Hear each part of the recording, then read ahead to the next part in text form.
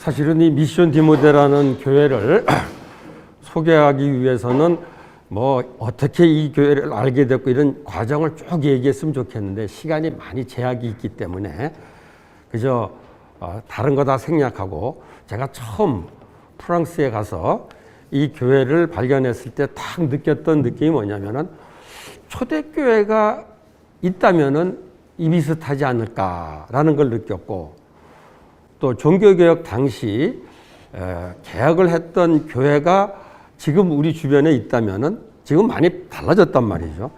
바로 이런 모습이 아닐까 그런 생각이 들었습니다. 그래서 관심을 가지고 이 교회를 뭐 굉장히 여러 번 1년에 뭐 서너 번도 방문하고 그래서 한 10번 이상 방문하면서 그 교회에 대해서 좀 관심을 더 갖게 되고 한국교회 소개했으면 좋겠다는 생각이 들어서 우리 신강원 목사님하고 같이 책을 내기도 했습니다. 그래서 오늘 저는 첫 번째 이 소개하는 거는 제가 이 미션 디모데 교회를 보고 관찰하고 느낀 것을 나누는 겁니다. 그리고 신광원 목사는 조금 이 수준 높게 연구하고 분석한 것을 나눌 겁니다. 어느 게 더 여러분들에게 유익될지 여러분들 취향에 맞게 받아들였으면 좋겠습니다. 이 교회는 72년도에 시작을 했어요. 올해가 50주년입니다. 참 그것도 의미가 있는 것 같으네요. 전국에 한 35개의 그 지교회들이 있습니다. 그러니까 다 그 교회들이 미션 디모데 이름으로 쫙 다 돼 있어요. 그러니까 뭐 교단은 아닌데 교회인데 개교회인데 꼭 어떻게 보면 작은 교단 같은 느낌이 드는 교회입니다. 그런데 제가 그 교회를 보면서 오늘 여기 몇 가지 주제를 가지고 느낀 것을 나누려고 합니다. 근데 대부분 어떤 생각을 하게 되냐면은 그 교회를 보면서 우리나라 교회, 한국 교회는 요즘 좀 이런데 여기는 이러네 이런 거예요. 약간 한국 교회 보면서 약간 제가 아쉬운 점, 문제점을 느꼈던 건데 이 교회 보니까 안 그러네. 그래서 어떻게 보면 조금 한국 교회에 대한 비판적인 안목을 좀 가지고 얘기해서 약간 죄송하긴 한데 그러나 이걸 통해서 유익을 얻을 수 있다면은 의미가 있지 않겠나 생각합니다. 제일 처음에 이 교회를 보고서 느낀 게 공동체성이라는 거예요. 한국 교회가 보통 공동체 얘기를 요즘 하긴 합니다만은 많이 잃어버렸습니다. 뭘 보고 알 수 있냐면은 우리가 꽤 오랫동안 제일 한국 교회 지금 문제됐던 게 목회 세습 문제였어요. 예. 저도 뭐 당연히 목회 세습, 지금 한국에서 일어나는 목회 세습 절대 반대합니다. 그런데 그걸 반대하다가 보니까 어떤 생각을 하냐면 목회 세습은 안 된다. 그건 절대로 그거는 죄악이다라고까지 얘기하는데 제가 이 미션 디모데 교회를 가보니까 만약에 그 교회에서 목회 세습을 하지 않으면 교회 문을 닫아야 되겠더라고요. 그러니까 그거 보면서 뭘 느꼈냐면 목회 세습이 문제가 아니라 목회 세습이 문제가 된 교회가 된 게 문제가 아닌가 하는 생각이 들었습니다. 왜냐하면 그 교회는 공동체 교회이기 때문에 외부에서 그 교회를 맡을 수가 없어요. 거기서 자란 사람만이 이 교회를 이어서 맡을 수 있기 때문에 그렇기 때문에 그러다 보면은 그 중에 당연히 목사 아들이 목회를 할 수밖에 없는 상황이 되더라고요. 그런데 그거를 금지하게 되면 그 교회가 문을 닫아야 되겠다는 생각이 들었습니다. 그래서 이 교회가 우리도 모르는 사이에 우리 교회가 초대교회가 가졌던 공동체성을 잃어버렸기 때문에 세습이 문제가 되는 교회가 됐구나 하는 생각이 들었습니다. 그런데 그 교회는 뭐 오늘 다 얘기 드릴 수는 없는데 그 교회는 일단 기본적으로 교회 구조가 굉장히 공동체적이더라고요. 제일 제가 놀랐던 건 뭐냐면 대표자 회의가 있는데 대표자 회의의 결정 방식이 정말 이해가 안 됩니다. 결정 방식이 만장일치예요. 한 사람이라도 반대하면은 뭐 결정 안 한다는 게 아니라 다음으로 미룬다라는 거죠. 왜냐하면은 그 사람 생각이 하나님의 뜻이 거기 있을지도 모르는데 무시할 수 없다라는 거죠. 그러니까 다음으로 미룬다는 거죠. 그러니까 그런 생각하면은 우리나라에서 그러면 언제 무슨 일 하겠냐. 그런데 거기는 무슨 일하는 게 중요한 게 아니라 하나님 나라의 공동체를 이루는 게 더 중요하다는 생각을 하게 되는 거죠. 그래서 구조가 공동체적이고 그다음에 뭐 공동 생활을 하다 보니까 아마 교인들이 다 가까이 있는 사람들은 아닌데 멀리 있는 사람도 있어요. 그러나 가능하면 가까이 모여 살려고 하게 되고, 그리고 정 멀어지면은 그곳에서 따로 공동체를 시작해서 교회를 시작하는. 그러니까 어쨌든 공동체를 이루어가는 것이 굉장히 두드러집니다. 그리고 뭐 예배 쭉 얘기를 하겠지만 예배를 통해서도 공동체라는 것을 아주 실감할 수 있고, 그 다음에 제일 제가 인상적이었던 거는 청년들 훈련하는데 그 훈련이 그냥 가르치고 배우고 하는 그런 것이 아니라 공동 생활을 통해서 훈련하다는 거. 굉장히 인상적이었습니다. 그 다음에 이제 사회적 약자들을 돕는 사역인데 그것도 그냥 어떤 기구를 통해서 돕는 것이 아니라 같이 생활하면서 그들을 돕는.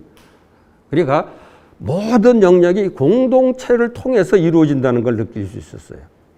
그리고 노동도 마찬가지입니다. 교회에서 무슨 일이 있을 때 웬만한 일들은 다 외부의 사람들한테 맡기는데 여기는 가능하면 교회 안에서 자기들이 그 일들을 감당을 하는 거죠. 그러니까 시간이 많이 걸려요.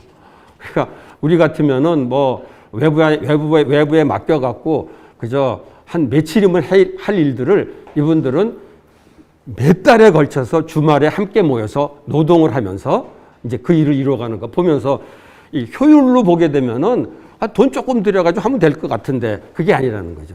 그 노동을 통해서 서로 공동체가 이루어진다라는 거. 뭐 우리 한국 형편에 이게 실제적으로 가능하지 않을지는 모르겠어요. 그러나 제가 그걸 보면서 이렇게 효율보다는 이 공동체를 이루는 것이 더 중요하다는 것을 느끼게 됩니다. 그다음에 제일 중요한 게 이 가족 공동체인데 여기는 우리도 뭐 옛날에 그랬어요. 저도 뭐 제가 다니던 대학부 출신들이 서로 결혼을 많이 했어요. 저도 제 아내도 대학부 출신이고 또 제 동생도 그렇고 뭐 다 그래요. 그래서 꽤 이 공동체라는 게 이게 결국 가족이 돼야 진짜 공동체인데 사실 요즘은 그게 좀 덜한 것 같더라고요. 근데 이 교회는 정말 가족 공동체예요. 그러니까 웬만한 사람들 보면 서로 다 이렇게 연결이 다 돼 있어요. 이 35개 교회가 그러니까 프랑스 전국에 퍼쳐 있는데 이쪽에 있는 사람하고 이쪽에 있는 사람하고 동부 서부에 멀리 떨어져 있어도 다 잘 압니다. 그리고 나중에 알아보니까 거의 대부분이 사돈간이더라고. 거의 대부분이 사돈간이에요. 그래서 제가 참 바람직한 교회는 뭐 이거는 그냥 제 생각입니다. 전교인의 사돈화, 이게 가장 바람직한 교회가 아닌가 그런 생각을 했어요. 이게 의도적으로 해서 되는 게 아니라 공동체가 되면 그렇게 될 수밖에 없겠더라고요. 그런 생각이 들어서. 그리고 또 이제 공동체다 보니까 교회가 조금 예배당이 커지면은 금방 이제 잘라버려요. 말하자면 분리해요. 아마 거기 한 35개 교회에 대충 그 교회 지교회의 크기가 한 50명 정도예요. 제일 큰 데가 200명 정도입니다. 200명 넘으면 그냥 무조건 나눠버리죠. 그런 거 보면서 어쨌든 이 교회가 이 공동체성을 유지하려는데 무지 애를 쓴다라는 걸 볼 수 있는데 정작 그분들은 그렇게 얘기하더라고요. 공동체를 만드는 게 목적이 아니다. 하나님의 교회가 되는데 공동체가 필요해서 그냥 할 뿐이다. 또 그런 얘기도 또 하시더라고요. 어쨌든 저는 이 교회 보면서 한국 교회가 이런 모습을 조금 우리가 지향했어. 물론 문자 그대로 같이 하기는 어려울 것 같아요. 여건도 다르고 여러 가지 다르기 때문에. 그런데 이게 참 필요하지 않겠다는 생각이 들었습니다. 그런데 두 번째는 제일 저한테 다가왔던 게 재정 문제입니다. 왜냐하면은 제가 어린 시절부터 교회 생활하면서 교회에서 참 이렇게 헌금에 관한 얘기, 돈에 관한 얘기를 많이 하는 걸 들으면서 자랐어요. 특별히 부흥회 같은 때는 그냥 막 들으면서 굉장히 좀 힘들었었어요. 그런데 막상 제가 나중에 나이가 들어서 전도할 때 보면은 그런 반응도 많더라고요. 안 믿는 사람들한테 전도를 하다 보면 교회 가면 돈 얘기를 너무 많이 한다. 그런 얘기를 해가지고 굉장히 제가 당황스러웠던 적이 있는데 그러고 보면 왜 우리 한국 교회에서는 이렇게 돈 얘기를 많이 할까 생각해 보니까 사실은 돈이 필요하니까 그런 것 같아요. 목회도 그렇고 뭐 선교도 그렇고 다 돈이 필요하단 말이죠.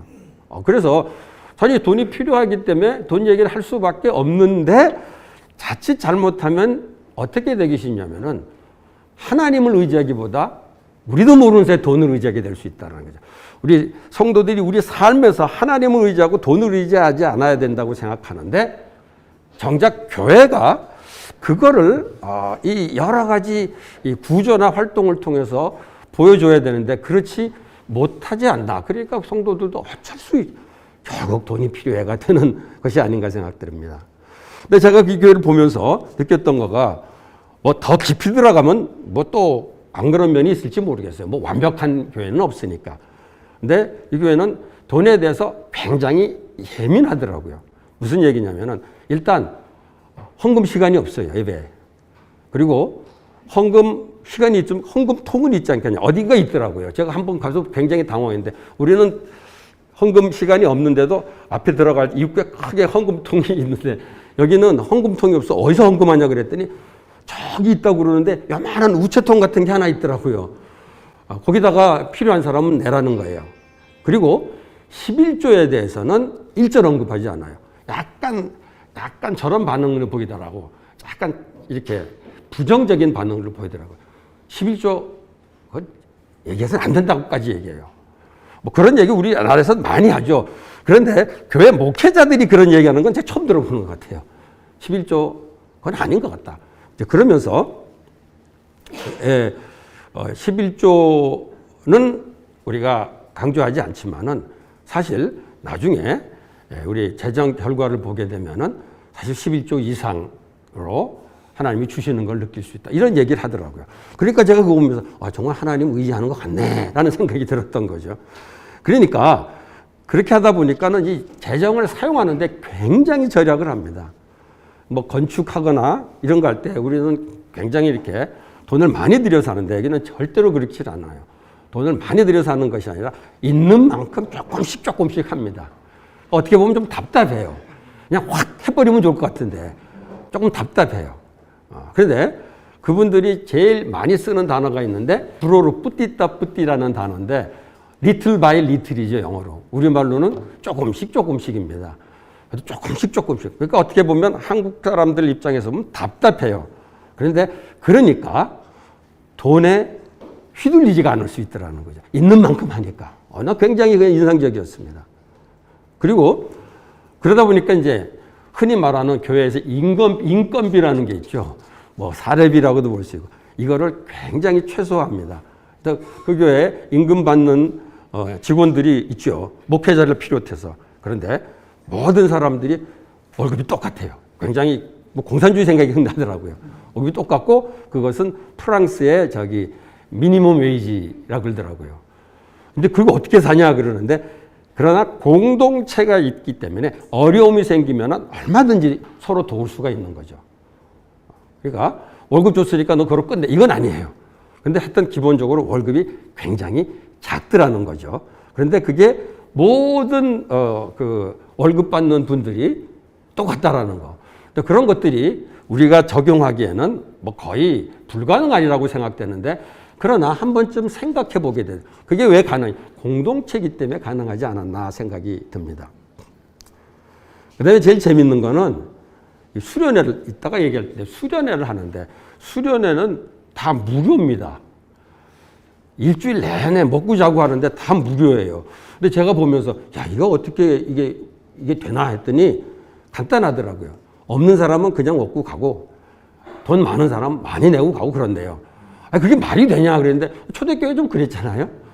근데 그래갖고 이게 수지가 맞냐 그랬더니 아직까지는 맞았다고 그러더라고요.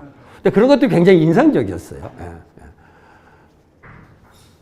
그래서 사실 우리가 돈이 분명히 필요합니다. 그런데 돈에 의지하지 않는 구조를 만드는 것이 우리 교회에서 좀 필요한 것이 아닌가 그런 생각을 하게 하는, 물론 그대로 할 수는 없어요. 여러 가지 여건이 다르기 때문에. 그런데 그런 거를 생각하게 하는 부분입니다.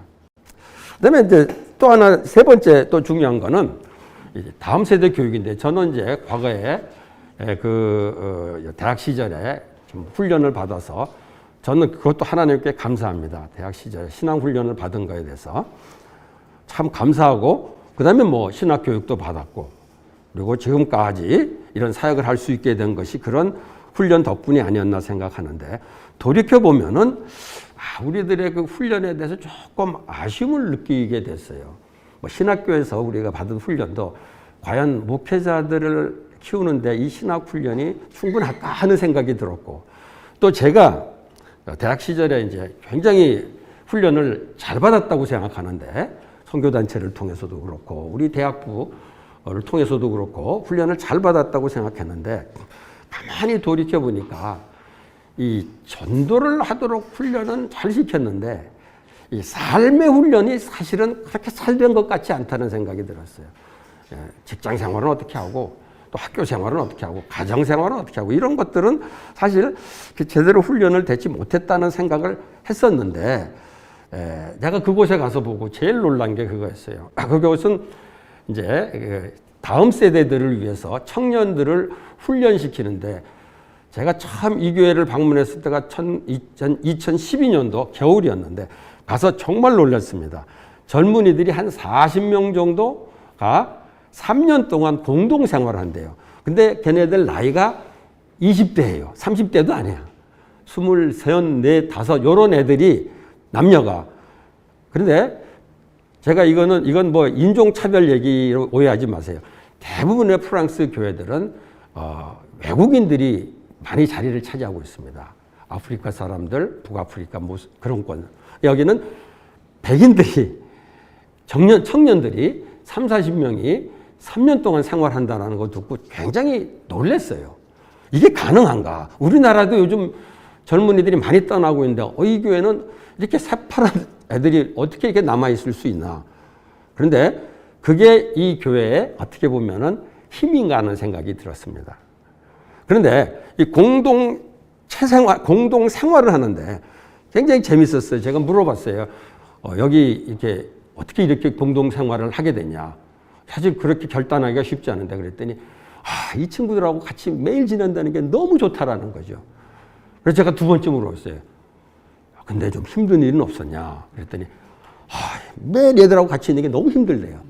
그게 내가 너무 재밌었어요. 그게 사실은 훈련인 것 같더라는 거죠. 그게 훈련인 것 같아요. 그리고 거기서는 훈련한데 물론 성경 신학 가르칩니다. 그런데 그렇게 지적인 것만 가르치는 것이 아니라 그거와 겸비해서 엄청난 노동을 합니다. 그 교회에 가서 수련회도 있고 뭐 여러 가지인데 그것들을 다 이 청년들이 감당하는 거예요. 그러니까 자칫 잘못하게 어떻게 보면은 노동 착취하는 거로 느낄 수도 있을 만큼, 그건 보기에 따라 다를 수 있어요. 그런데 각자 자기 영역에서 노동을 하면서 이제 이런 훈련을 받는 거죠. 그리고 나중에 말씀하겠지만 그 노숙자들이라든가 사회적 약자들을 공동 생활을 하면서 돕는다고 그랬는데, 그 사람들하고 같이 살면서 이제 그 사람들을 돕는 거죠. 그러니까 그 일을 하게 되는 거죠. 그러니까 한 3년 동안 그런 분들하고 같이 지내다 보면은 목회의 마음이 저절로 생기지 않을까. 이거는 강의를 통해서 되는 것이 아니라 실제 경험을 통해서 가능한 거란 말이죠. 그래서 그게 굉장히 인상적이었습니다. 그 다음에 또 그 훈련 받은 사람이 다 목사가 되는 건 아니에요. 하다가 아이고 나는 목사 되기에는 어려울 것 같다 그러면 딱 포기하는 거예요. 포기하고 나가는 게 아니라 다른 영역에서 섬기는 사람이 되는 거죠. 그래서 그 훈련 받은 사람은 세 종류로 나누어지더라고요. 하나는 설교자가 나오고, 하나는 교회 안에서 흔히 말하는 간사, 우리나라로 치면 간사 비슷하다고 볼 수 있겠죠. 각 영역에서 간사로 섬기는 사람이 될 수 있고, 마지막에 세 번째는 바깥에 완전히 그냥 흔히 우리가 말하는 일반 평신도로서 일반 사회 세속 직업을 가지고 일하면서 또 교회에 섬기는 지도자가 되는 거죠. 그러니까 교회 지도자를 키우는데 세 종류를 키운다고 볼 수 있습니다. 목회자를 키우기도 하고, 또 교회 안에서 설교와 양육 말고 다른 영역으로 섬기는 지도자를 키우고, 그 다음에는 세속 직업을 가지고 또 교회를 섬기는 지도자를 키우는 거. 그래서 그런 걸 보면서 이런 식으로 되는 것이 바람직하지 않을까. 제가 이제 신학교를 다니기도 하고 신학교를 해서 가르치기도 했는데 가끔 그런 생각이 들 때가 있습니다. 아이고 이렇게 해갖고 과연 목회자가 될 수 있을까? 또 아이고 저런 사람이 목회자가 되면 어떨까? 별 생각이 들 때가 많이 있어요. 그래서 이것도 우리가 다음 세대를 내다보면서 이 신앙 훈련, 신학 교육에 대해서 많이 생각해야 될 영역이 아닌가. 그걸 그분들을 통해서 배울 수가 있었습니다. 그다음에 이제 예배 부분인데, 사실 교회에서 어떻게 보면 제일 중요한 게 예배죠. 예배가 어떻게 보면 요즘 우리 이 코로나 상황에서 제일 논쟁이 됐던 게 예배란 말이에요. 그런데 여기도 예배를 굉장히 중요하게 생각합니다. 그런데 예배가 조금 우리하고 좀 다른 걸 느끼게 됩니다. 사실 예배에서 제일 중요한 거는 사실 설교와 찬양입니다. 그건 우리도 마찬가지죠. 설교와 찬양이 제일 중요합니다. 그런데 가끔 제가 그런 걸 보게 돼. 설교가 참 중요하긴 한데 어떤 걸 한국교회에서 조금 느꼈냐면은 설교가 중요하다는 게 조금 지나쳐 갖고 설교자가 설교를 잘하는 게 참 중요하게 돼버린 것 같아요. 그러니까 말이 조금 어색할지 모르겠는데 설교 중심이 사실은 말씀 중심이 돼야 되는데 설교 중심이 되더라는 거죠. 그러니까 똑같은 교회 누가 설교하느냐에 따라서 숫자가 달라질 수 있다. 그런 얘기를 들을 때마다 이건 아닌 것 같다는 생각이 들었었어요. 왜냐하면은 여기는 말씀 중심이 아니라 그게 똑같은 거 아니야. 설교냐 말씀. 이게 다르더라고요. 말씀 중심이라는 거하고 설교 중심이라는 게, 왜냐하면 설교 중심은 아무래도 설교자의 능력이 좌우되는 것 같다는 생각이 듭니다. 그리고 찬양이 참 중요한데, 찬양 정말 중요한데 이 찬양이 약간 이 교회에 따라 좀 다르긴 하겠지만 약간 이제 공연식으로 되는 경향이 있다는 거죠. 같이 찬양하는 게 아니라, 옛날에는 그게 성가대 찬양대가 있어가지고 찬양대 쪽으로 갔었는데 요즘은 그게 아니라 이 찬양 인도하는 그런 것들이 조금 공연식이라는 느낌이 들었었어요. 저 개인적으로 그건 느꼈어요. 근데 그 교회 보면서 이거 옳고 그른 문제가 아니라 많이 다르다는 생각이 했습니다. 왜냐하면 여기는 철저하게 말씀 중심의 설교예요. 이게 좋게 얘기하면 말씀 중심의 설교고, 조금 부정적으로 얘기하면은 설교자가 누구냐, 광대가 없는 설교자라는 거죠. 뛰어난 설교가가 있는 것도 아니고, 그리고 설교하는 사람들이 어떤 대단한 능력이 있는 것도 아니고, 기본적으로 성경 말씀을 그냥 강의하는 것으로 끝입니다. 그러니까 누가 하냐 큰 차이가 없어요. 물론 차이가 있죠. 있지만은 기본적으로 제가 들으면서 이게 말씀 중심이구나. 그러니까 약간 저렇습니다. 지루합니다. 재미가 좀 없습니다. 우리 아주 그 설교 잘하는 설교에 익숙한 사람들은 좀 힘들 것 같다는 생각이 듭니다. 언젠가 한번 우리 거기 온누리교회 교인들하고 거기를 방문해서 같이 들은 적이 있는데, 제가 끝난 다음에 한 분한테 물어봤어요. 오늘 설교가 어땠습니까? 그랬더니 참 열심히 듣네요. 그러더라고요. 설교가 어떠냐는 걸 물었는데 이 설교를 이렇게 열심히 듣는 게 신기했던 모양이에요. 저도 그래요. 어떻게 이 설교를 이렇게 열심히 들을 수 있을까? 나는 물론 알아듣지 못하는 부분도 있긴 있지만은 기본적으로 굉장히 들어야 합니다, 설교가. 성경 말씀을 갖고 쭉 하니까. 근데 어쨌든 열심히 들어요. 근데 이게 진짜가 아닌가라는 생각이 들게 하는 대목입니다. 그리고 얼마나 말씀 중심이냐면은 찬양을 하는데, 찬양 가사가, 그러니까 우리가 흔히 말하는 가스펠송 이런 거 안 부릅니다. 옛날 우리들이 부르는 찬송이 가끔 나와요. 근데 거의 90% 이상이 그 교회에서 만든 찬송인데, 가사는 어떤 교회는 시편만으로 한다고 그러는데 그게 아니라 성경 전체에 있는 내용을 가지고 가사를 만들었어요. 그러니까 만든 노래가 한 300여 곡 되는데, 그냥 암송을 300개 정도 암송은 그냥 교인들이 기본으로 하는 셈입니다. 매일 부르니까.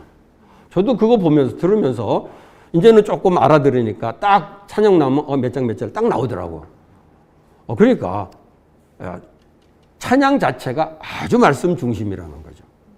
그리고 뭐 이렇게 이분들이 제일 한국에 와서 힘들어하는 게 드럼 치는 겁니다.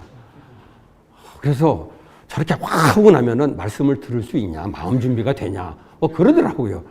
물론 이것도 문화 차이죠. 근데 어쨌든 그분들은 감정을 굉장히 절제시키는, 보통 우리는 찬양을 통해서 감정을 일으키는 경향이 있는데 여기는 거꾸로 감정을 절제시키는, 그래서 말씀을 듣도록. 이것도 옳고 그른 문제가 아니라 그런 차이가 있는 것을 보고 느꼈습니다.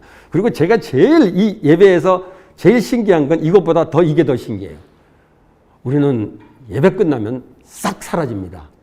근데 여기는 예배가 1시간이라면은 한 30분 정도는 계속 앉아서 그냥 얘기를 합니다. 무슨 얘기를 하는지 모르겠어요. 거기서 끝나자마자 가는 사람이 이상한 사람이 될 정도로 계속 앉아서 이런저런 얘기를 하는 거예요. 그게 너무 좋더라고요, 저는. 이게 진짜 교제가, 예배를 통해서 왜냐면 예배 드리는 동안 얘기하면 안 되잖아. 근데 예배 끝나고 나서 그냥 실컷 얘기를 하는 거예요. 서로. 무슨 얘기를 매주일 만나는데 그렇게 많이 하는지 모르겠어요. 프랑스 사람들이 말이 많아서 그런지 모르겠는데 어쨌든 이런 게 조금 부럽더라고요. 우리는 끝나면은 착 가버리는데, 물론 이유도 있어요. 주차해 놓은 거 빨리 차를 옮겨야 되니까 그런 교회도 있을 수 있는데, 그렇지 않은 교회도 예배 끝나면 빨리 가는 거죠. 축도 하기 전에 가는 경우도 있는데, 여기는 정말 이게 난 제일 인상적이었습니다. 예배가 정말 교제가 풍성하다. 그다음에 이 전도와 선교, 이게 제일 아주 또 이슈가 되는 겁니다. 사실 우리 한국 교회는 전도와 선교의 열정으로는 세계 1등입니다. 잖아요. 전도 훈련을 저도 그렇게 받아서 전도를 열심히 했고, 또 전도 집회가 있어갖고 여러 종류의 집회를 통해서 전도를 했습니다. 그런데 저는 이거에 대해서 한 번도 부정적으로 생각해 본 적이 없어요. 그런데 이게 뭐가 조금 이제 느껴지냐면은 전도의 열정이 식으면 전도가 안 되더구만. 이게 조금 걱정이 되는 거예요. 그러니까 그 전도의 열정을 일으키기 위해서 계속 하는데 이게 잘 안 생기더구만. 그러니까 전도가 안 되는 것 같아요. 그런데 이 교회는 전도 훈련도 없고 전도 세미나도 없고 전도를 어떻게 하려는 전략도 없다라는 거죠. 과거에 이 부분은 아마 우리 신 목사님이 좀 자세하게 얘기해 주실 텐데, 과거에 초기에는 여기도 방문 전도도 하고 여기 길가에서 하는 그런 전도도 하게 했다 그래요. 근데 언젠가부터 그것을 딱 스톱을 하고 일절 전도를 하지 않았다. 그거 어떻게 그럴 수가 있냐 그러는데, 그런데 그 이후에 어쨌든 30여 개의 교회가 생기고 교인들이 엄청나게 늘어났다는 거죠. 그러니까 교인들이 늘어난 것도 몰라요. 왜냐하면 제가 이분들한테 교회가 30교회가 된다고 그러니까 제일 먼저 물어보는 게 한국 교인들은 어쩔 수 없습니다. 전체 합하면 몇 명일까요? 이거부터 물어봐요. 근데 이분들은 그 질문을 처음 들어보는지 모르겠다 그러더라고. 아니, 이 대표 되는 분이 모르겠다 그러는데 이게 생각을 안 해본 거야, 그 부분에 대해서. 그래갖고 한참 얘기하더니 2,000명 될까요? 한 3,000명? 잘 모르겠어요. 이러더라고요. 그게 관심 받기라는 듯한 느낌이 들어서 좀 특이했는데, 그러니까 전도를, 교회를 막 성장하게 전도하는 일절 없고 그냥 교회에서 열심히 말씀 가르치고 성도들이 그렇게 사는 모습을 보여줘. 그러면 주변에 있는 사람들이 관심을 가지고 찾아오게 되고, 그래서 교회가 조금씩 성장하게 된 거더라고요. 그게 말이 되냐 그러는데 어쨌든 그렇다는데요. 그게 저는 근데 나중에 가만 보니까 초대교회가 그랬다고 그러더라고요. 초대교회가 교회가 정말 교회 모습을 보여줄 때 주변에 있는 사람들이 쟤네들 봐라. 저기가 진짜네. 이래갖고 이제 오게 됐다라는 거죠. 그래서 그런 것들 보면서 생각을 많이 하게 되죠. 저는 이거 오해하지 마시기 바랍니다. 전도를 할 필요가 없다가 아니라 전도를 해야 되죠.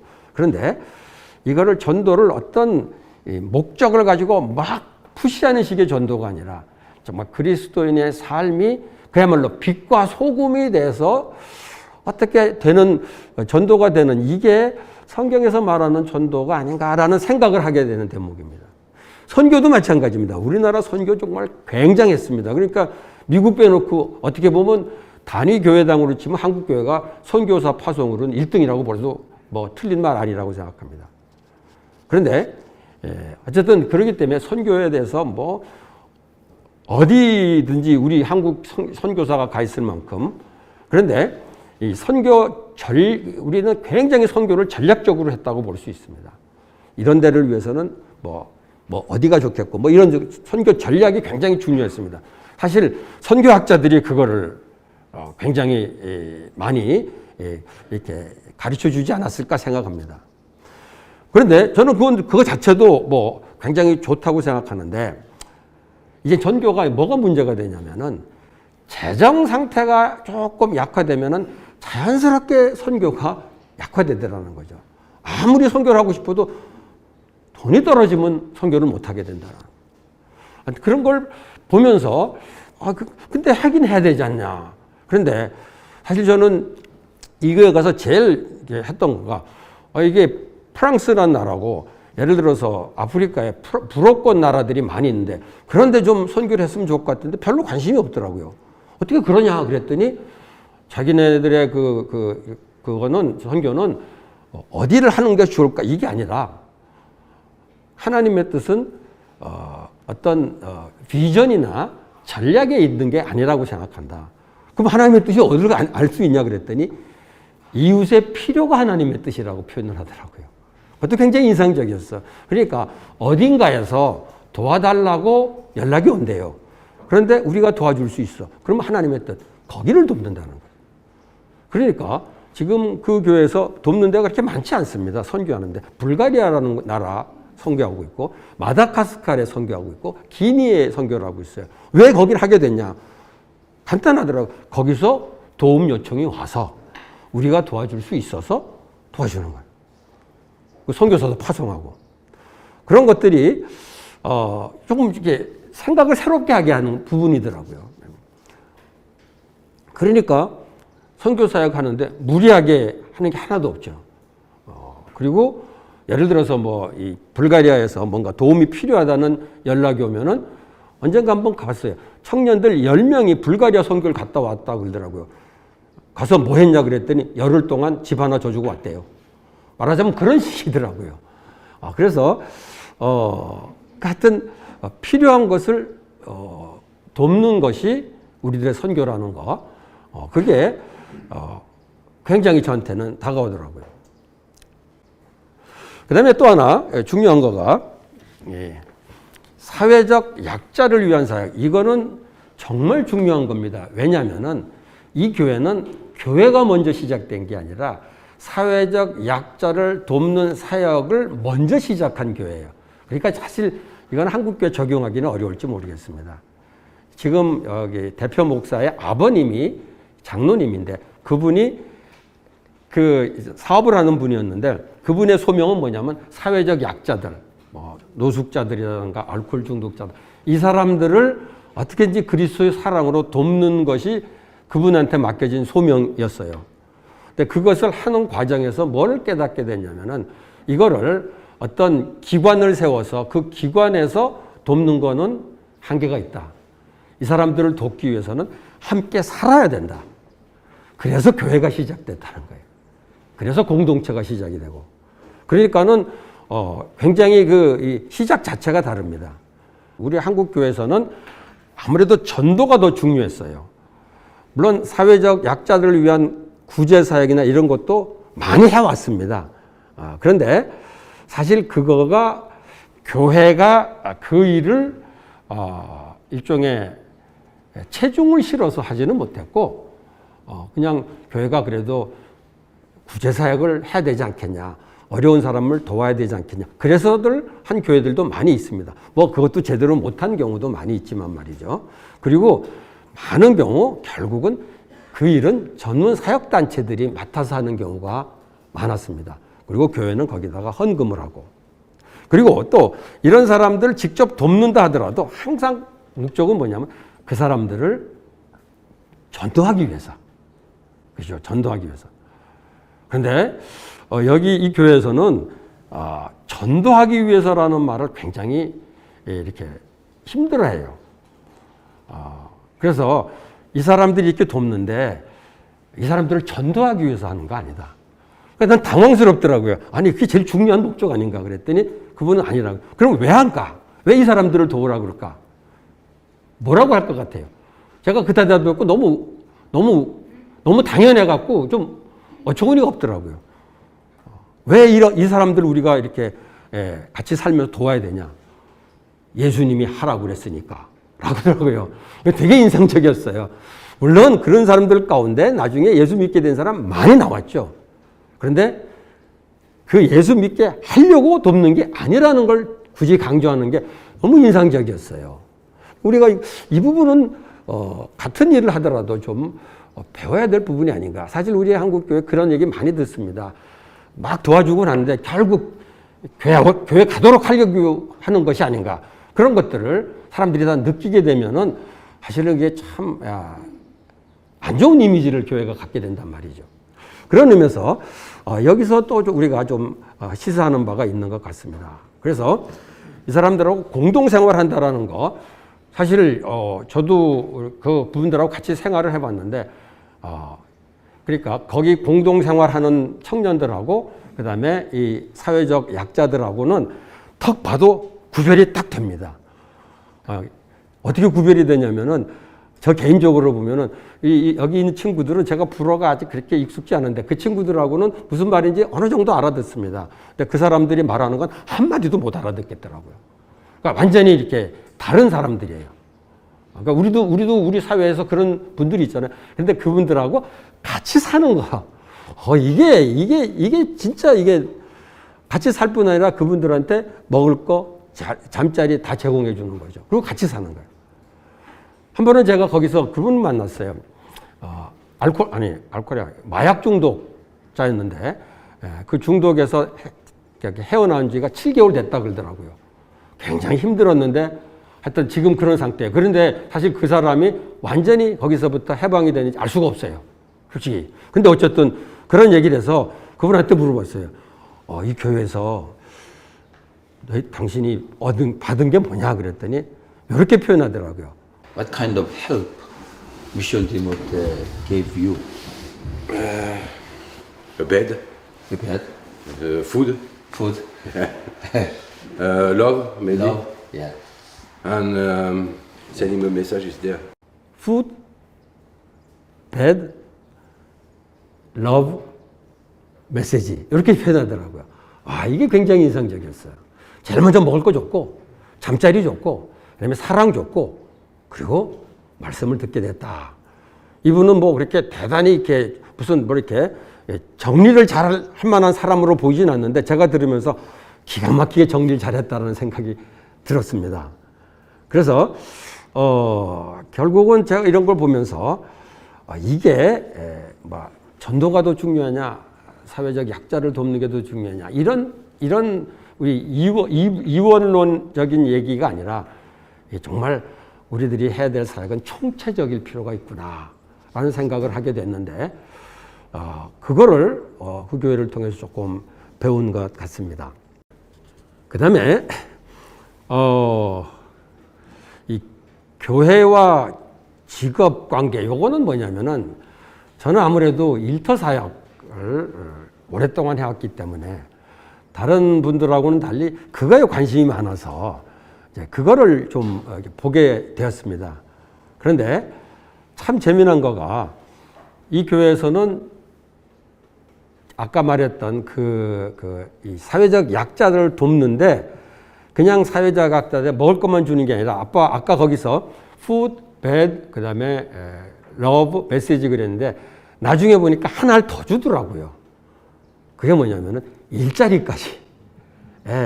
왜냐면은 그렇게 도왔는데 그렇게 해가지고 나중에 나간 사람들이 일자리가 없어가지고 제대로 적응 못하는 걸 보고 그것은 교회에서 하진 않았어요.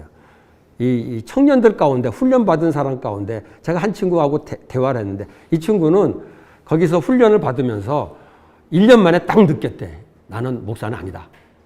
나는 사업가다. 사업을 하는 거야. 근데 사업을 하는데 뭐를 위해 사업할까 생각하는데 이 사람들한테 일자리 줘야 되겠다. 그리고 사업을 시작했다는 거죠. 그게 굉장히 청년한테 인상적이더라고요. 그래가지고 일자리 시작한 게 뭐냐면은 청소 사업을 시작했어요. 제일 그런 사람들이 하기 쉬운 일. 청소 사업을 하다가 잘 돼가지고 그 다음에는 조금 더 이렇게 말하자면 좀 더 이렇게 수준 높은 이제 사업을 시작을 했어요. 지금 그 사업을 아주 잘하고 있습니다. 그런데 그 친구를 보면서 어떻게 그런 생각을 하게 됐을지는 모르겠는데 이 사업관이 아주 투철하더라고요. 근데 사실 우리 한국 교회에서는 이게 그거 사업하는 거하고 일종의 교회에서 예배드리고 하는 거하고 이 두 가지가 아무래도 이원화가 됐어요.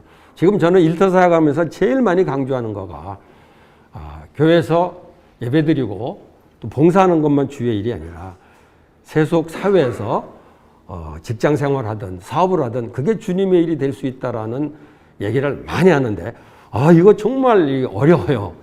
사람들이 그거를 받아들이는 거가. 그런데 여기서 보게 된 거는 이 세속 직업이 얼마든지 하나님의 일이 될 수 있다라는 거를 그분들이 그렇게 표현을 하더라는 거죠. 그래서 그렇게 표현하더라고요. 나는 그 친구 얘기가 굉장히 인상적이었어요. 사실 이 직업은 하나님 나라 이루는데 너무 좋은 도구라는 거죠. 근데 이 도구는 엉성하면 안 된대요. 도구가 좋아야 된대요. 자기가 사업을 정말 열심히 한다는 거죠. 왜냐하면 하나님 나라 도구니까. 그렇기 때문에 물론 당연히 믿지 않는 직원들도 인플로이 합니다. 왜냐하면 좋은 회사를 만들기 위해서는 그런 사람이 필요하니까. 그런데 내가 이 회사를 통해서 돈을 많이 버는 거, 회사가 크게 되는 게 목적이 아니라 하나님 나라를 위해서 이 사업이 좋은 도구이기 때문에 이거를 정말 잘하려고 애쓴다. 그런 얘기를 하더라고요. 36, 7 난 청년인데 그게 너무 신기하더라고요. 근데 그게 사실 그렇다고 그 교회에서 무슨 일터 사역 이런 거 안 가르쳤을 텐데도 어쨌든 그런 자세를 가지고 있는 거 보고 굉장히 인상적이었습니다. 하나님 나라를 위한 도구를 잘 만드는 거. 그러니까 그 일이 하나님의 일이 되는 거죠. 그분한테는. 근데 이제 여기서 굉장히 조심하게 돼. 우리는 그렇게 되다 보면은 그 회사 사장인단 말이죠. 그러면 거기서 당연히 예배도 드리고 또 전도도 좀 하고 그럴 것 같은데 절대로 그거는 그래서는 안 된다고 생각해요. 여기는 교회가 아니고 여기는 사업장이다. 일하는 거에 청칭해야지 그거는 자기네는 교회하고 직장하고 혼동하면 안 된다. 이런 얘기를 또 하더라고요. 그러고 나니까 나중에 그런 얘기를 하게 되더라고요. 우리 그 대표 목사님이 그런 얘기더라고요. 교회를 사업장이 되게 하면 안 되고 사업장을 교회가 되게 하면 안 된다. 이런 표현을 쓰더라고요. 그래서 이거 조금 생각을 많이 하게 돼야 될 부분인데 어쨌든 그분은 이 교회가 조금이라도 비즈니스 쪽으로 흘러가는 거에 대해서 굉장히 예민합니다. 교회는 정말 하나님 말씀에 입각해서 하나님 원하시는 교회가 되도록 해야지 이게 뭔가 비즈니스 쪽으로 흘러가게 되면 그때부터 타락한다는 거죠. 그러니까 돈 문제 같은데 굉장히 예민합니다. 반대로 또 사업을 한다면은 그 사업은 하나님의 도구지만은 이 사업장이란 말이야. 근데 그것을 종교적인 것으로 이렇게 해서는 안 된다. 프랑스 법적으로도 그거는 안 되는 겁니다. 종교를 오피셜한 곳에서, 퍼블릭한 곳에서 종교 얘기하는 건 안 되기로 돼 있어요. 근데 이분들은 그렇기도 하지만은 기본적으로 그런 부분에서 이게 다 구별이 되어 있는 걸 볼 수 있습니다. 그러니까 그러면 직원들한테 혹시 교회 가라는 얘기 일절 안 한다는 거죠. 그런데 크리스찬들이 인플로이들이 크리스찬들도 많이 있는데 주변 사람들이 그걸 보고 교회를 가게 되는 경우는 얼마든지 있는데 그런 압력을 넣거나 그런 건 절대로 있어서는 안 된다고 생각하는 거죠. 그런 것들이 이게 옳고 그른 건지 그러고 건 아닌 건데 생각을 많이 하게 되는 부분이더라고요. 그러니까 이 비즈니스를 정말 하나님 뜻에 맞게 하는 것이 하나님이 원하시는 거지, 거기서 종교 활동을 하는 것은 꼭 하나님이 원하는 게 아니다라는 거죠. 이런 것도 생각하게 하는 부분이더라고요. 아마 이 부분, 이런 것 갖고는 아마 약간의 그 의견 차이들이 많이 있을 수 있겠는데, 제가 그 교회를 보면서 그 대표님이 한 말이 계속 나오더라고요. 교회가 조금이라도 이 비즈니스 쪽으로 흘러가지 않아야 된다라는 거고, 그 다음에 비즈니스 하는 사업장이 이 교회처럼 흘러가서는 안 된다는 거. 이게 굉장히 이거는 또 다른 이거 어떻게 보면 이게 너무 이원론이 아니냐 생각하는데, 제가 생각할 때는 그 이원론이 아니라 이 분별인 것 같다는 생각이에요. 이 분별, 이게 영적인 분별이 필요한 영역이 아닌가라는 생각이 들었습니다. 제가 일터사역하면서 항상 그 부분에 대해서 고민을 많이 했었는데 이제 그런 것을 느끼게 되었습니다. 그 다음에 이제 수련회. 이게 사실 수련회라는 거는 우리들 생각하는 수련회는 지금 뭐 요즘 우리나라에는 수련회라는 개념이 거의 없죠. 그저 1년에 한두 번 그냥 행사로 하는 건데, 옛날에는 우리나라도 이 부분은 정말 잘했어요. 사경회 갖고 며칠 동안 뭐 같이 모여서 밥 해 먹으면서 했다 그러더라고요. 그 옛날 얘기죠. 근데 지금 이 교회는 그걸 그대로 지금도 하고 있는 것 같아요. 그래서 사실은 우리가 지금 수련회하고 비교하기보다는 오히려 우리나라 옛날에 있었던 사경회나 부흥회 이런 것들하고 오히려 비교해 보면서 한국교회가 이걸 다시 좀 회복해야 되지 않겠나라는 생각이 드는 부분입니다. 근데 어쨌든 여기는 수련회를 어떻게 하냐면은 일단 수련회 자체가 1년에 최고 행사더라고요. 그러면 근데 몇 번을 하냐면은 1년에 한 10번쯤 해요. 10번쯤 한다라는 거는 본부에서 수련회를 계속 해요. 10번씩. 휴가 때마다.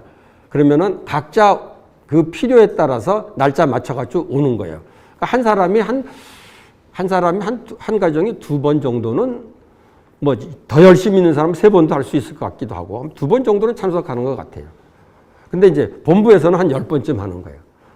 그리고 여기서 뭐가 이루어지냐면은 말씀 그게 제일 중요하죠. 근데 이제 프로그램이 우리하고 너무 많이 달라요. 기간이 길어서 그런지 프로그램이 너무 단순하다고. 아침에 말씀, 저녁에 말씀, 나머지 시간은 휴식, 교제. 근데 우리는 사실은 수련회가 짧다 보니까 그 시간에 뭔가를 다 집어넣어야 되기 때문에 끝나고 돌아올 때 집에 가서 좀 쉬어야지 하고 될 때가 많아. 저도 기억이 납니다. 근데 여기는 그야말로 말씀, 휴식, 교제 이거예요. 그러니까 우리가 쫓아갈 수는 없어요. 왜냐하면 여건이 너무 다르기 때문에. 그런데 생각은 해볼 만하다는 생각이 들었습니다. 그래서 하여튼 빡빡한 프로그램을 돌리는 것이 아니라 그곳에 가서 쉬는 거예요. 그러니까는 휴가가 생기면 여기 와서 이렇게 쭉 같이 지내다가 가는 걸 보게 됩니다. 그에 비하면 우리는 너무 수련회가 바쁘지 않았나 그런 생각을 좀 하게 되면서 사실 이 부분은 사실 제가 이렇게 얘기하면서도 우리나라에 적용할 수가 불가능해요. 왜냐하면 우리는 이렇게 휴가가 많지 않고. 프랑스라는 나라는 휴가가 제일 많은 나라거든요. 미국 사람들도 프랑스 보고 부러워해요. 그건 그 나라의 여건이 그런 거죠. 그리고 워낙에 이 나라 사람들은 휴가를 챙기는 나라입니다. 그런데 그 휴가를 수련회에다가 거의 다 사용하는 거죠. 그래서 참 부럽더라고요. 그리고 이제 수련회 기간이 부흥회 기간도 저절로 되는데 아까 제가 말씀드렸듯이 이분들이 돈을 회비를 내고 이런 게 하나도 없어요. 아무나 들어와서 앉아서 며칠 자다가 가면 되는 거예요. 언젠가 한번 제가 가서 수련회 참석했는데 이 커플이 있는데 영 이 교인 같지 않은 커플이에요. 그렇다고 저 사람도 아니었어. 이거 뭐죠? 사회적 뭐 그런 약자 이런 분도 아니었어. 근데 뭔가 다른 커플이 둘이 있어가지고 여기 어떻게 오게 됐냐 그랬더니 자기가 히치하이크를 했대요. 그런데 히치하이크 자기 차를 태워준 사람이 이 교회 교인이었대. 그러면서 너네 오늘 어디 잘 데 있냐 그랬더니 뭐 아직 계획이 없다 그랬더니 여기 공짜로 먹여주고 공짜로 자주는데 한번 갔다 가라고 그랬더니 그래 그리고 왔다는 거죠. 그래가지고 한 이틀 하다가 없어졌더라고요. 이제 간 모양이에요. 그러니까 어떻게 생각하면 야 이게 뭐 이런 것도 있네 하는 생각이 들어 굉장히 제가 신기했습니다. 굉장히 인상적이었어. 그 두 사람이 이 분위기를 보고 뭐 말씀을 제대로 들었겠어요. 신앙 없는 분이고 내가 보니까 조금 수상쩍은 사람들이더라고요. 그 인상들이. 그런데 어쨌든 이렇게 와서 어쨌든 지발로 와가지고 수련회 참석해서 같이 식사하고 사람들하고 얘기 나누다가 그다음에 하룻밤 잠도 자고 그리고 이제 떠나버린 거죠. 이거 우리나라에서 흉내 낼 수가 없는 부분입니다. 그런데 어쨌든 이렇게 생각하니까 수련회조차도 굉장히 오픈이 되니까 뭔가 좀 의미가 있겠다 생각이 들었습니다. 그 다음에 교회 개척하고 교회 성장 이 부분인데 이거 되게 인상적이었습니다. 우리나라 교회 개척은 당연히 목사님이 하죠. 그럼 누가 하냐? 교회 개척을 당연히 목사가 하지. 그리고 그래서 목사가 꽤 좀 여러 가지 면에서 능력이 있으면 교회가 빨리 성장해서 흔히 말하는 성공한 목회를 하게 되는 거죠. 근데 이 교회에서는 그런 얘기하면 이해를 못 해요. 목회자가 교회를 개척하는 게 아니거든요. 교회는 누가 개척하냐면 성도들이 개척을 하는 거죠. 그리고 교회가 필요에 의해서 분립하는 요 정도죠. 그러니까 개척을 어떻게 하냐 보면은 여기 조금 멀리 살던 사람들이 너무 멀어갖고 이제 몇몇 교인들이 이제 계속 오기가 힘드니까 이제 교회 공동체를 몇몇 교인들이 시작을 합니다. 뭐 숫자는 뭐 서너 가정 정도가 될 수 있죠. 그렇게 해놓고서 본부에다가 설교자 보내달라고 그래요. 그럼 설교자가 가서 설교를 하면서 이제 점점점 교회가 커져. 그러면 이제 교회가 하나 개척이 되는 거죠. 그러니까 그것도 우리나라에서 이걸 할 수 있을지 잘 모르겠어요. 근데 어쨌든 교회 개척은 당연히 목회자가 어떻게 해서든지 이제 돈을 좀 가지고 와서 일종의 시작을 하게 되죠. 그게 뭐 자기 돈일 수도 있고 교회에서 도와주는 돈일 수도 있고 그렇게 해서 하니까 일종의 우리도 모르는 사이에 그게 창업하고 비슷하게 돼버리더라고요. 그래서 그게 당연한 줄 알았는데 여기는 그런 게 너무 의아해하는 얘기예요. 교회는 교인들이 해가지고 목사는 교회에서 이제 보내줘가지고 그렇게 이제 교회가 시작되는 거에 비하면서. 그래서 이것도 어느 게 옳으냐 그러냐 문제가 아니기보다는 그럴 수도 있고 가만 돌이켜 보니까 초대교회는 당연히 그랬겠다는 생각이 들더라고요. 그래서 이것도 우리가 한번 좀 생각해 볼 필요가 있다. 그러니까 교회가 성장해야 된다라는 개념이 없죠. 우리는 목사가 이제 교회 개척을 했으면 빨리 이게 성장을 해야 돼. 그래야지 이제 자립할 수 있고 뭐 이런 게 있단 말이죠. 근데 그런 재정적인 거에 대해서 아무 부담이 없는 그런 상황이 되니까 그냥 교회를 교회답게 하는 거예요. 그러다가 커지면은 이제 뭐 건물도 짓게 되고 자연스럽게 하는 거죠. 그러니까 전도가 교회 성장을 위해서 전도한다라는 개념이 이게 이제 없는 거죠. 전도는 그냥 교회를 보고 사람들이 와서 전도가 되는 경우. 그런 것들을 보면서 굉장히 아주 좀 새롭게 느꼈습니다. 물론 우리 교회, 한국교회에서 이거 그대로 실천할 수 있을지 하는 건 또 다른 문제인 것 같아요. 그래서 그런 것들이 많기 때문에 그런 생각은 듭니다. 이 얘기 들어봐야 짜증만 나요. 왜 우리나라에서 할 수도 없는 건데. 그러긴 한데 이거를 그대로 흉내낼 필요도 없고 그럴 수도 없다고 생각하는데 그러나 이것 중에 뭐가 하나가 우리한테 지금 우리는 이게 교회다라고 생각한 것들을 한 번쯤 다르게 생각해 볼 수 있는 그런 어떤 포인트는 있지 않나 생각이 듭니다. 오늘 제가 시간이 다 끝내려고 그러는데 지금 막 생각나는 게 있어서 그거 얘기하고 마치도록 하겠습니다. 예배에 관한 건데 우리는 예배 드리는 게 중요하기 때문에 교인들이 예배에 빠지지 않도록 굉장히 많이 강조를 합니다. 그래서 빠지면은 왜 예배 안 왔냐고 막 전화하고. 근데 저도 그런 걸 과거에 교인들이 교회 안 나오면은 전화 걸어서 점검하는 게 굉장히 저는 힘들었어요. 그게 정말 관심이 있어서 그러는 것 같기도 하지만 어떻게 보면은 뭔가 좀 관리한다라는 책임, 느낌이 들어갖고 참 힘들었는데 여기는 일절 그런 게 없어요. 안 오는지도 몰라. 관심이 없어. 그런데 재미난 거는 예배에 참석하고 싶은데 도무지 여러 가지 여건상 예배를 참석할 수 없는 사람들을 발견하게 되면 이런 제안을 합니다. 우리가 가서 예배 드려도 되겠냐? 오케이. 그러면 매주일 그 집에 가서 예배를 드려요. 그래서 제가 그걸 이름을 내가 만들어. 거기는 그런 거 못할 거예요. 내가 이름 만들어서 왕진 예배라고. 예. 못 오면은 근데 우리가 가서 예배 드리는데 그거 싫습니다. 그러면 억지로 안 가. 근데 원하면 가서 예배를 드려. 그래서 제가 최근에 지금 그 비슷한 걸 한번 하고 있는데 이거 굉장히 의미가 있더라고요. 저희 지금 온누리교회에서 불어 예배를 드리고 있는데 우리 자매의 아버님이 계시는데 그분을 한번 초청해서 왔는데 이분이 와가지고 뭔 소리인지 하나도 못 알아듣겠다고 못 오겠다고 그러더라고요. 그래서 오지 마시라고. 여기 80대 분이 여기 와서 어떻게 예배를 그냥 예배도 쉽지 않은데 이런 예배 드리기 힘들 것 같아서 오지 마시고 근데 제가 가서 예배 드리면 어떨 것 같더니 어떻게 오시냐. 저는 제가 가서 예배 드리고 싶다고 그랬더니 얼마든지 환영한다고 너무 고마워하더라고요. 그래서 제가 지금 2주에 한 번씩 거기 집에 가서 예배 드리는데 하면서 왕진 예배라는 게 아주 이게 근데 사실 한국교회에서 왜 그걸 못하냐. 시간이 없어요. 목사님이 이렇게 한가하질 않아요. 근데 저는 지금 조금 여유가 있었는지 하여튼 그런 걸 하면서 이것도 예배를 참석하게 하는 것도 중요하지만은 참석할 수 없는 사람들이 예배를 드리도록 돕는 것. 그러니까 그분들의 그 원칙이 굉장히 중요합니다. 이웃의 필요가 하나님의 뜻이라는 거. 저는 그게 그래서 미션 디모델을 정리하면서 딱 2가지 단어가 떠오르더라고요. 그 필요란 단어, 불어로 버저왕이라는 단어인데 이분들은 말할 때 이게 버저왕이라는 단어를 굉장히 많이 씁니다. 그게 하나님의 뜻이라는 거예요. 이웃이 필요한 게 우리가 도와주는 게 하나님의 뜻이라는 거예요. 그 다음에 또 많이 쓰는 게 뿌띠따 뿌띠. 조금씩. 뭐 하다 보면 그거 언제 그렇게 하면 근데 하다 보니까 이렇게 됐어요. 조금씩 하다 보니까.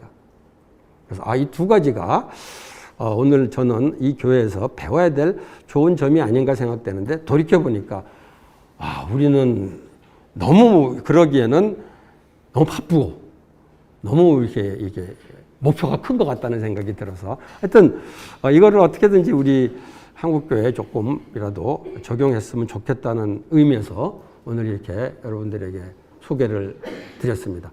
저는 그야말로 피상적으로 관찰한 것을 여러분들에게 소개했는데 다음 시간에 우리 신 목사님은 조금 더 수준 있는 연구를 통해서 분석한 것들을 나눌 텐데 그것도 여러분들에게 크게 도움이 되기를 기대합니다. 감사합니다.